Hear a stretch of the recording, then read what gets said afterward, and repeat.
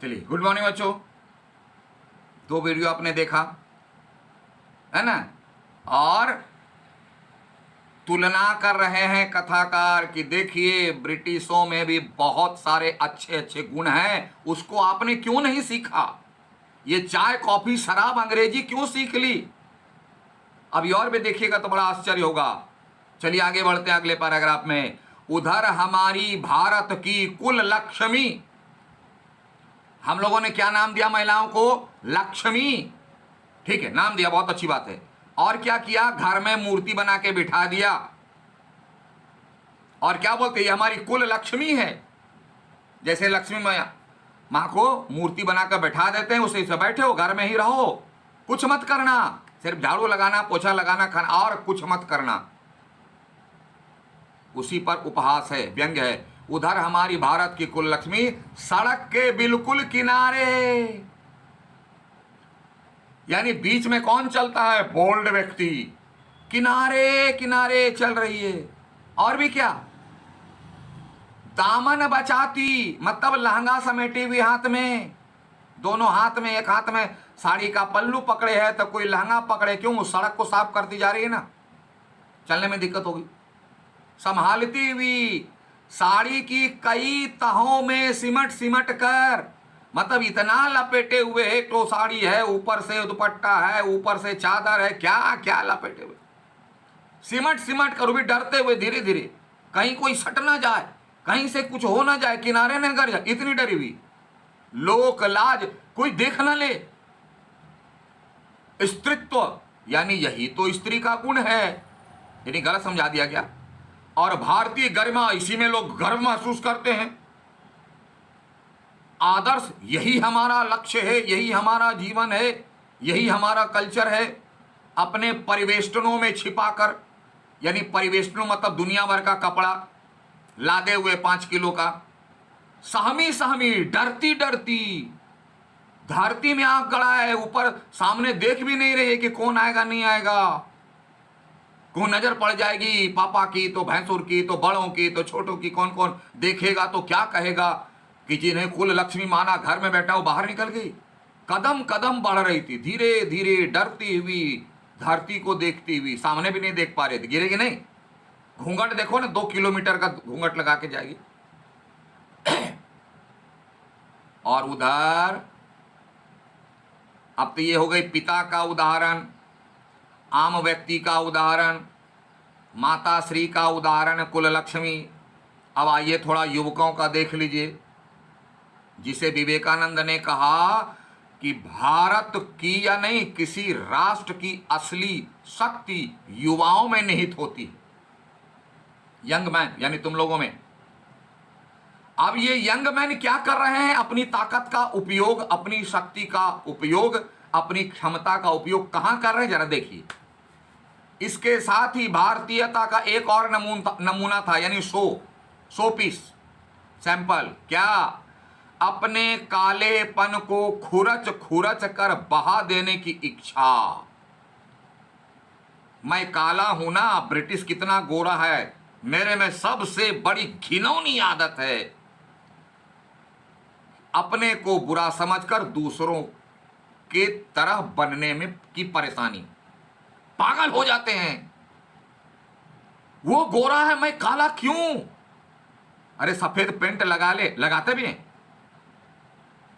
तो जिस देश का युवा वर्ग इस चक्कर में फंसेगा कि अपने कालेपन को खुरच खुरच कर बहा देने की इच्छा से करने वाले, अंग्रेजी दां पुरुषोत्तम भी थे। अंग्रेजी दां मतलब अंग्रेजियत को ही सबसे बेहतर मानकर उसी के रास्ते पर चलने वाला पुरुष।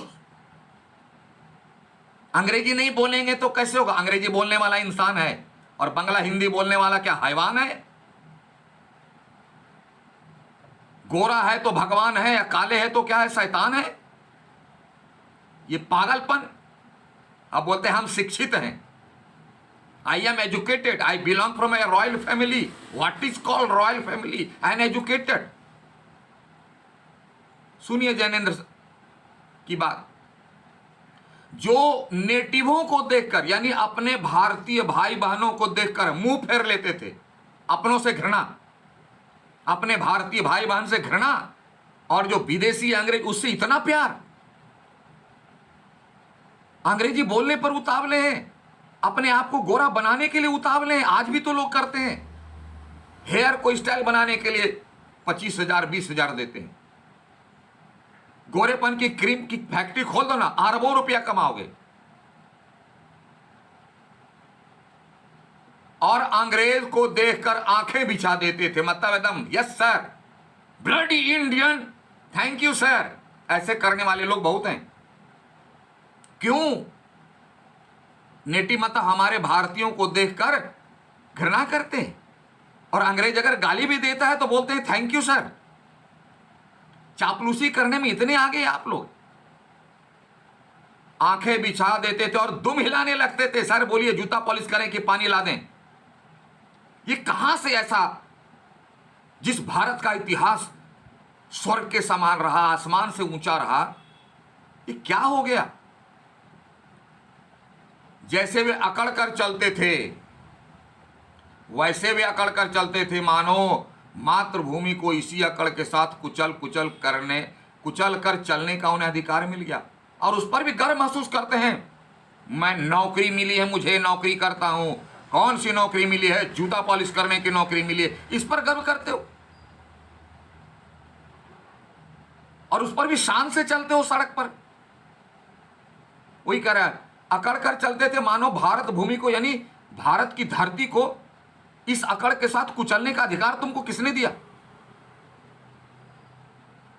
एक तो गुलामी करो और ऊपर से गर्व महसूस करो, ऊपर से अपने भारतीयों से घृणा करो, ये किसने अधिकार दे दिया? थोड़ी सी भी शर्म हया नहीं बची हुई। बताइए कितनी बड़ी बात है। और इसे हमें आवश्यक रूप से पढ़ना चाहिए, तभी तो हम समझेंगे। आइए आगे। घंटे के घंटे सरक गए, मतलब वो दोनों मित्र थे, बैठे, घंटों बीत गया। घंटे सरक गए मतलब बहुत समय बीत गया। अंधकार गाढ़ा हो गया, यानी रात धीरे धीरे बढ़ने लगी। बादल सफेद होकर जम गए, यानी टेम्परेचर डाउन होते रहा तो बादल जम गया, मतलब ठोस होता गया कोहरा। मनुष्यों का वह ताता एक एक कर क्षीण हो गया। अब रात हो गई तो अब क्या करेगा? घर लौट गए सब वापस, आदमी अपना अपना काम करके। अब इक्का दुक्का आदमी, मतलब एक दो आदमी, मैंने कुछ एक आदमी सड़क पर छतरी लगाकर निकल रहा था। छाता, छतरी मतलब छोटा छाता। क्यों? कोहरा पड़ने लगा, शीत पड़ने लगा, रात बढ़ने लगी, ठंड बढ़ने लगी। हम वहीं के वहीं बैठे थे। अब देखिए ये लोग दोनों वहीं बैठे हैं। सर्दी सी मालूम हुई, ठंड लगी, रात में टेम्परेचर डाउन होता है, ठंड लगी। हमारे ओवरकोट यानी लॉन्ग कोट जिसको बोलते हो, पूरा पैर माने घुटने के नीचे तक जो कोट होता है, भीग गए थे। किससे? ड्यू से, ओस से। पीछे फिर कर देखा, पीछे मुड़ कर देखा, यह लाल बर्फ की चादर की तरह बिल्कुल स्तब्ध और सुन्न पड़ा था। यानी लाल बर्फ की तरह की चादर, यानी रात होने लगी तो बोले ना लालिमा, वह लालिमा जो है एकदम चादर की तरह, यानी चारों तरफ लालिमा जो है वह सफेद में बदल गई। बर्फ की चादर सफेद, बिल्कुल स्तब्ध, यानी सन्नाटा छा गया, यानी आदमी सभी चले गए अपने अपने घर। अब ठंड लग रही है तो रात में कौन रहेगा? अपना अपना काम किया, चला गया।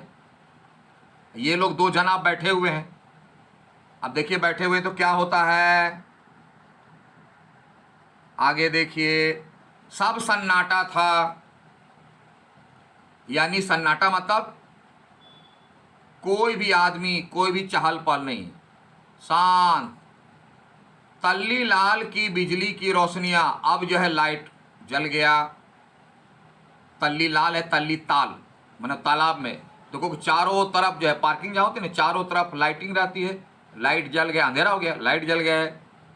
रोशनियां दीप मालिका सी जगमगा रही थी, मतलब जैसे लगता है कि कोई दीपावली है, चारों तरफ लाइट जल गया तो दीपावली की तरह लग रहा है एकदम क्यू में। वह जगमगाहट 2 मील तक फैले हुए प्रकृति के जल दर्पण पर प्रतिबिंबित हो रही थी। यानी बहुत लंबा, अब स्ट्रीट लाइट है, किनारे किनारे जल रहा है, एकदम लगता है लाइन से दीपावली की तरह। और वह जगमगाहट, जगमगाहट हो जैसे दीपावली में जगमगाहट होती है रोशनी से, 2 मील तक, 2 मील लंबाई की यूनिट है, फैले हुए प्रकृति के जल दर्पण पर। प्रकृति के जल दर्पण मतलब अगर हम जल के किनारे, पानी के किनारे लाइट करें, रोशनी फैलाएं, तो उसका शैडो पड़ता है, उसकी छाया पड़ती है पानी में भी। तो प्रकृति के जल दर्पण यानी पूरा व्हाइट तो कोहरा फैला हुआ है, अब उसमें जो है तरह तरह का माने लाइन से जो लाइट जल रहा है, फिर तालाब के किनारे किनारे जो लाइट जल रहा है उसकी छाया पड़ रही है तालाब में। और जब हिलता है पानी तो देखोगे वो इस तरह से कांपता है, तो एक लाइट दोगे तो इस तरह कांपेगा तो 100 लाइट नजर आएगा।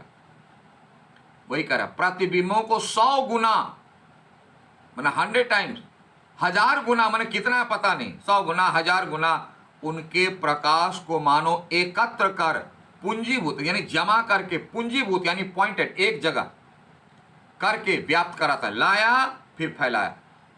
ऐसे आया, देखोगे ना कि पानी में अगर लाइट है तो पानी में को थोड़ा हिला दो तो क्या होगा, लाइट लगेगा, ऐसे आया, अब फिर इस तरह से गया सर्किल बनते हुए, तो लगता है जमा किया फैलाया, जमा किया फैलाया।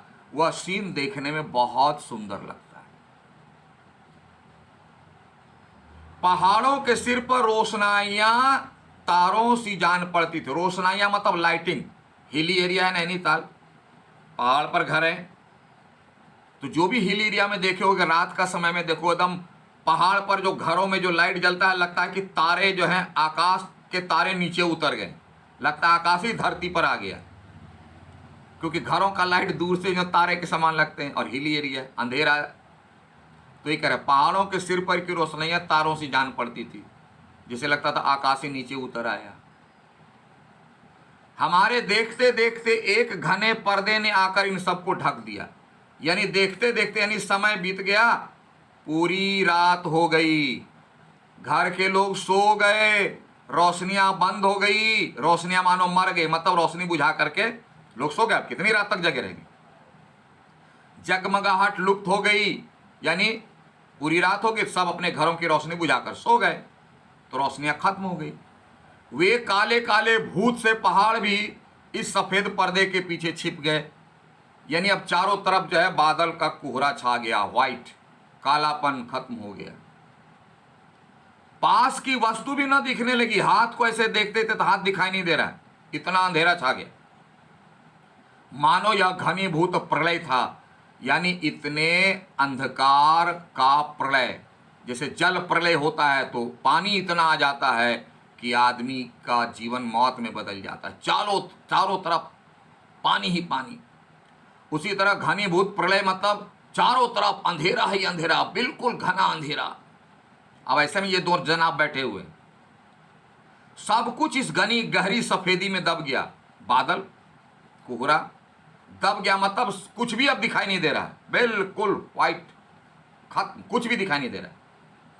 एक शुभ्र महासागर ने फैलकर, यानी एक सफेद महासागर, समुद्र इतना फैल गया, इतना फैल गया, इतना फैल गया कि संस्कृति के सारे अस्तित्व को डुबो दिया। संस्कृति हमारा कल्चर, यहां बहुत लाक्षणिक अर्थ है कि अंग्रेज आकर के समुद्र के समान, समुद्र के पानी के समान प्रलय इतना मचा दिया कि हमारी भारतीय संस्कृति का नामो निशान मिटाने पर तुला हुआ है, लगभग मिट गया।